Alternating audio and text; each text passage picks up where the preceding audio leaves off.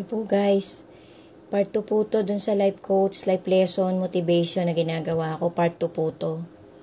Kasi guys, sabi po dun sa documentaryong napanood ko, yun daw pong mga archaeologists, yung mga nag-aaral ng mga history talaga, ng mga soil, ng mga kung ano-ano, mga history sa Holy Scripture, yung mga naguhukay, ng mga kung ano-anong minerals.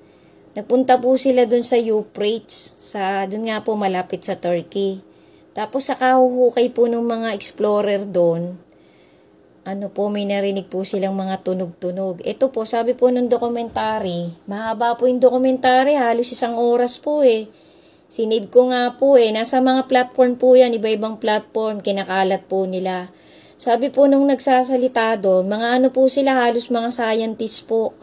Sabi po nila, hindi nila 100% masasabi na totoo yung mga nandun. Pero nire-research po nila, pinagkukumpara po nila yung mga nakikita nilang relics sa nakasulat sa Holy Scripture. Pinuntahan po nilang Old Testament at ang New Testament. Nagtutugma-tugma po.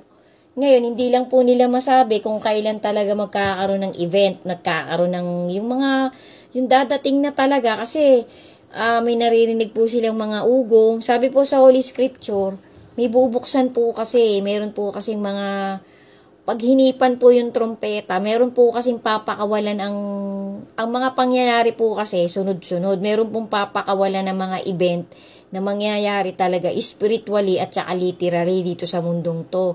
Yun nga po yung mga kasamang event sa Great Tribulation na mangyayari. So yun po ang aabangan ng humanity. So kumbaga sa po, sabi po nung nagdo-documentary, magpakatibay nga daw po tayo ng kapit sa faith natin sa Panginoon kasi para po tayo makaligtas dun sa mangyayaring tribulation. Kasi kung ano-ano pong mangyayaring mga kakaibang mga pangyayaring kababalaga na talagang never pa pong nangyari sa history ng humanity. Tapos naririnig nga daw po dun yung ugong ng mga fallen angel.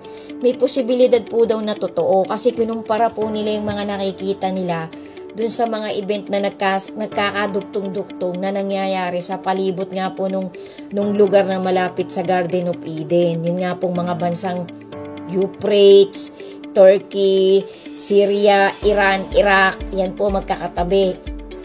Israel, nangyayari po yung mga nakikita po ng mga archaeologists at ng mga scientists, pinagtutugma-tugma po nila.